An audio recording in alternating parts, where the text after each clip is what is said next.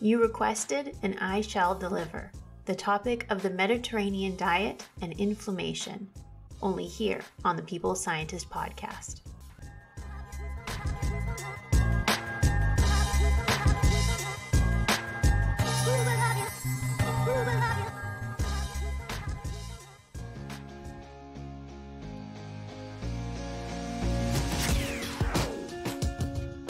You are listening to the People Scientist, the podcast dedicated to helping us optimize our health with the latest scientific findings on neuroscience, physiology, and nutrition. I, your host, Dr. Stephanie Caligiuri, a nutritionist, physiologist, and neuroscientist, will be here with you every single week, bringing us information to ignite our thinking, to help us be one step closer to the healthiest we can be.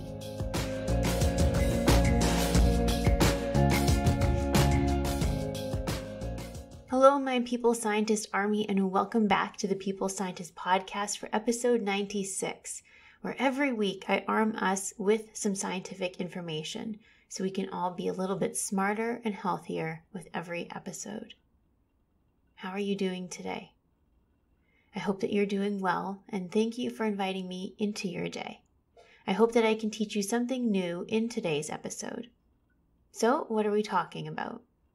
Many of you seem to be very interested in the topic of inflammation. Inflammation is something that we have all experienced. It's something we need to stay healthy.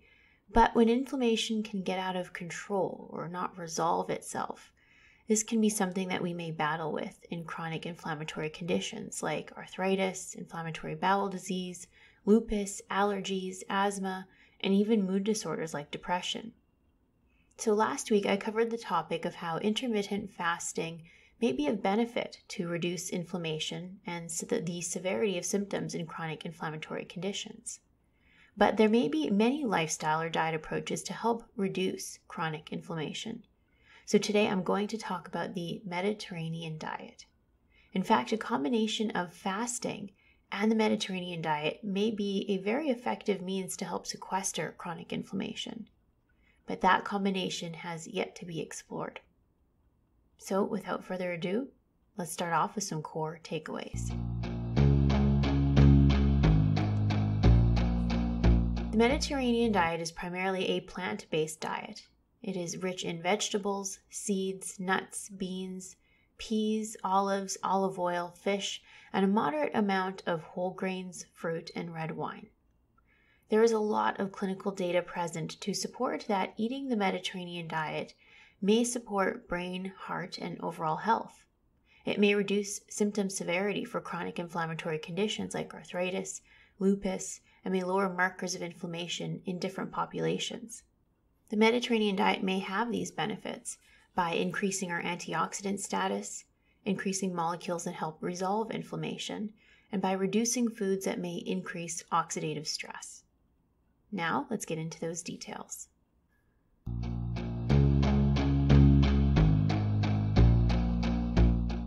First, let's talk about how the Mediterranean diet came to be. Back in the 60s, nutritional science was a bit different. Scientists liked to study particular cultural groups and to look at their lifestyle, what they ate, what they did every day, and then also looked at their health outcomes in order to better understand what diet or lifestyle may be best for our health. Interestingly, they noted that people living near the Mediterranean Sea had really great health outcomes, including good brain and heart health. So scientists investigated their lifestyle, which included the types of foods and drinks they consumed. The scientists determined that their diet consisted of a lot of plant-based foods and healthy fats. So for example, the Mediterranean diet is very rich in vegetables, beans, nuts, seeds, olives, olive oil, some fruits, whole grains, garlic, herbs, and some fish. This diet tends to be lower in meat, dairy, salt, and desserts and refined foods. For beverages in the Mediterranean diet, frequently red wine, coffee, and water are the main staples. So does this way of eating have any benefit in reducing inflammation? In the journal Obesity in 2013, scientists recruited 26 men living with metabolic syndrome. Now, metabolic syndrome includes a combination of risk factors such as a large waist circumference greater than 40 inches in men or waist circumference greater than 35 inches in women, high blood pressure, high blood glucose, elevated triglycerides in the blood, which is elevated circulating fats, and low levels of good cholesterol in the blood. That is the metabolic syndrome. And the metabolic syndrome tends to put us at a higher risk for a lot of other chronic diseases, like diabetes, heart disease, brain diseases like a stroke, for example. So the scientists wanted to understand if following a Mediterranean diet could impart some benefit to measures of inflammation in these individuals. They specifically measured in the absence and presence of weight loss or calorie restriction. They noted that just after 5 weeks of eating the Mediterranean diet, their inflammation improved substantially. For example, the scientists measured a molecule called C-reactive protein in their blood. Now, C-reactive protein is an indication of elevated chronic inflammation. Well, after 5 weeks of eating the Mediterranean diet, their C-reactive protein dropped by 26%. The scientists also looked at other markers of inflammation like IL-16, IL-18, and TNF-alpha to generate a score, an overall score for inflammatory status. Turns out that eating the Mediterranean diet for 5 weeks reduced their overall inflammation by 10%. But how about if they also lost weight or reduced their calories while eating the Mediterranean diet? Well, their inflammation improved even more. In fact, these markers of inflammation reduced on average from 16 to 21%, depending on the marker they measured. So this study identified that in a relatively short time frame of 5 weeks, benefits to markers of inflammation were noted with the Mediterranean diet, and these benefits could be further enhanced with weight loss or calorie restriction. How about another study? In the International Journal of Epidemiology in 2009, scientists conducted a study in over 1,000 individuals who had previously suffered from a heart attack. The participants were followed afterward and asked to describe their diet. From there, a score was generated to determine how close these individuals were following a Mediterranean diet. At the same time, the scientists measured markers of chronic inflammation in their blood. And they had noted, as you can probably guess, better adherence to a Mediterranean diet was associated with a lower level of inflammation.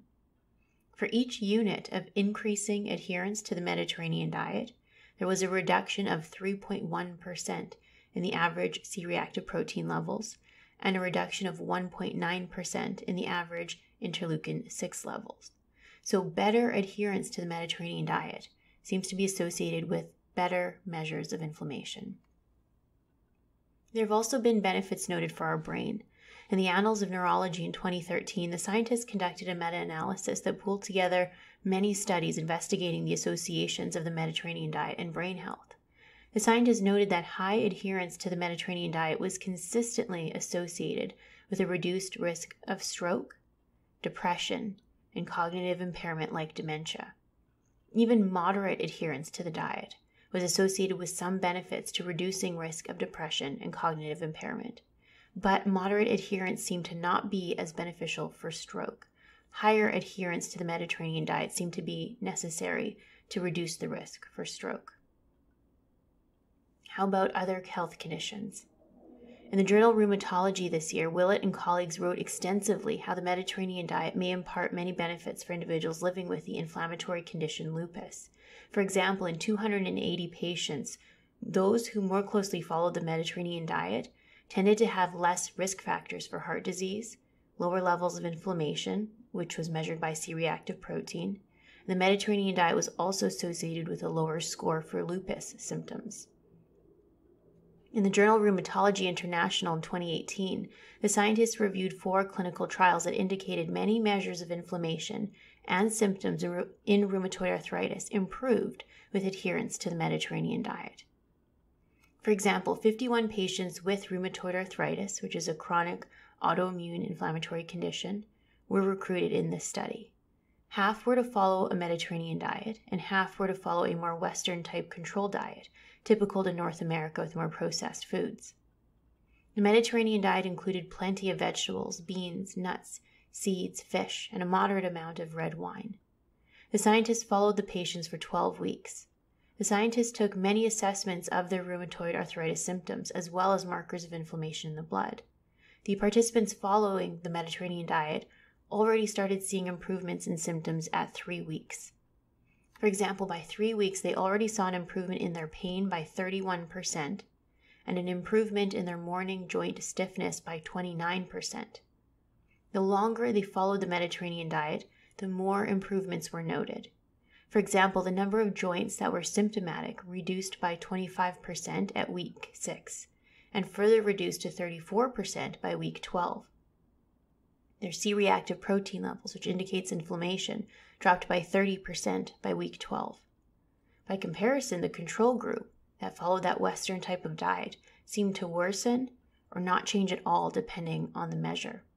So this clinical trial indicates quite clearly that a Mediterranean-style diet may impart benefits not only to circulating markers of inflammation, but to the relevant symptoms of inflammation that impact people, and that these benefits may be seen as early as 3 weeks. In the journal Endocrine in 2016, scientists recruited individuals recently diagnosed with type 2 diabetes. And again, in type 2 diabetes, inflammation seems to be elevated compared to individuals without type 2 diabetes. Now, 108 participants were to follow the Mediterranean diet, and 107 participants were asked to follow a low-fat control diet. At 1 year, C-reactive protein fell by 37%, and adiponectin levels rose by 43% in the Mediterranean diet group. And better adherence to the diet was associated with better reductions in inflammation. So I mentioned there a new word, adiponectin. So you might be wondering what that is. Well, adiponectin comes from our fat tissue, and it plays an important role in reducing inflammation. So the fact that it increased with the Mediterranean diet further supports that the Mediterranean diet may benefit inflammation. So how might this diet actually impart these benefits? Well, it could be a few different ways.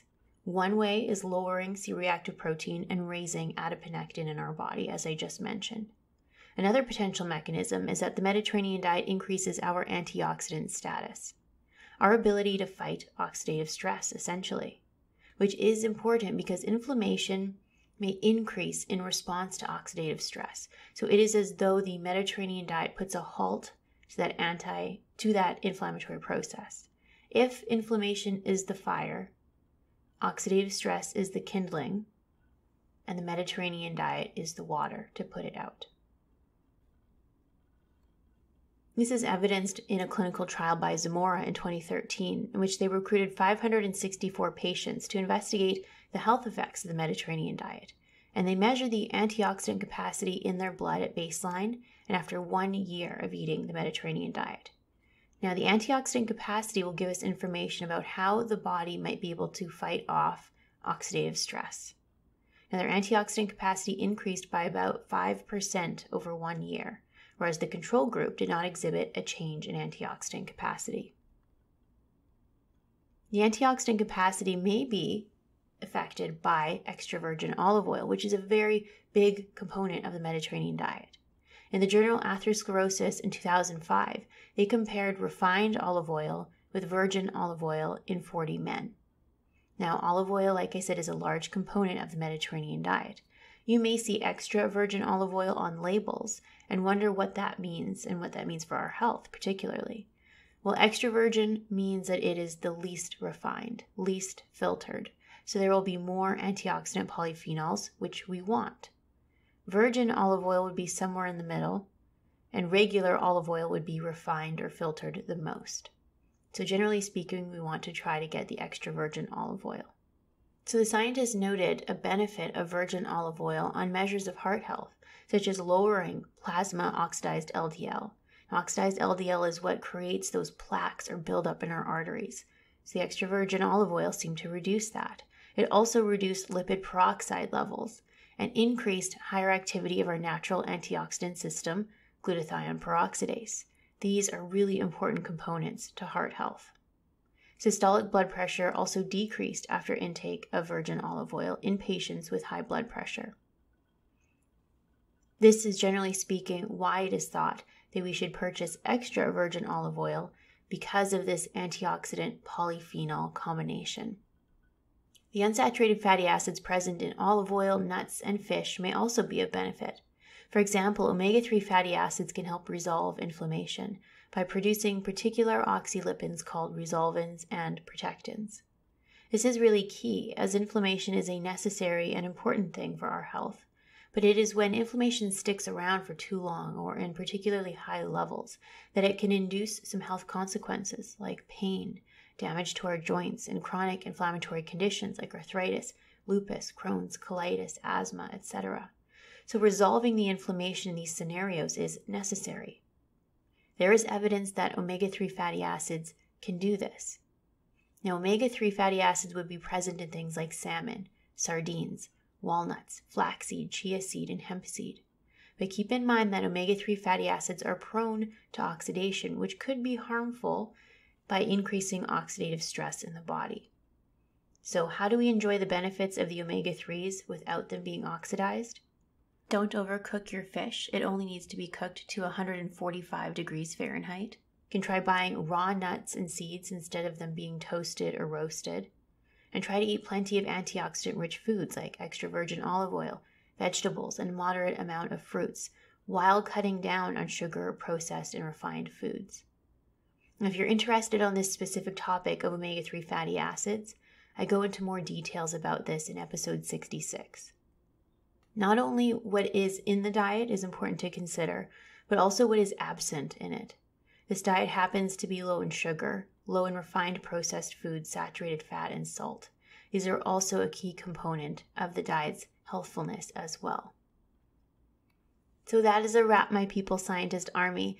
This week I covered a listener request episode and talked about the Mediterranean diet and inflammation.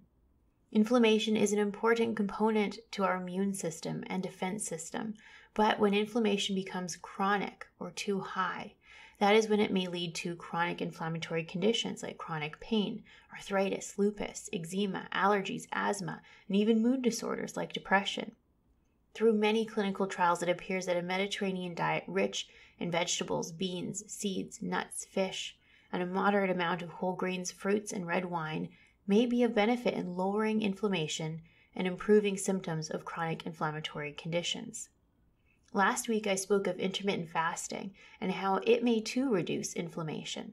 So a combination of the Mediterranean diet and intermittent fasting may be an appropriate and effective strategy for some in reducing inflammation and symptoms of inflammation. But this combination has yet to be studied. That would be a very cool clinical trial that maybe I can run one day.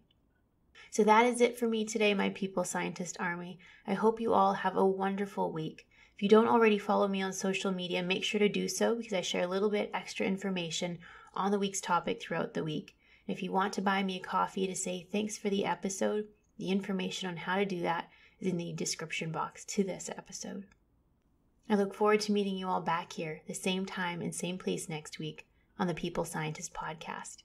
Bye for now. I am a scientist simply sharing scientific evidence. Some of the clinical interventions I discuss are not appropriate for everyone. Before making any changes to your diet or lifestyle, please do consult the advice of your physician or dietitian. My opinions expressed here do not necessarily reflect those of Mount Sinai Hospital and its affiliates.